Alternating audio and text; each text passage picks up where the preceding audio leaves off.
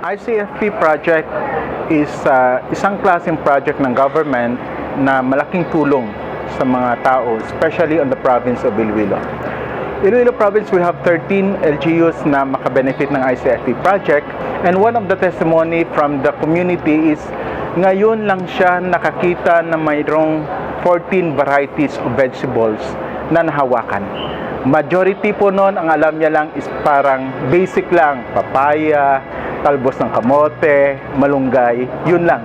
Pero nung nahawakan niya yung seeds na ganun karami, sabi niya, "Sir, ito ang tulong para sa mga pamilya ko na hindi na kami magugutom. Hindi kami magugutom dahil kahit anong oras may pagkain na nakapaligid sa bahay namin."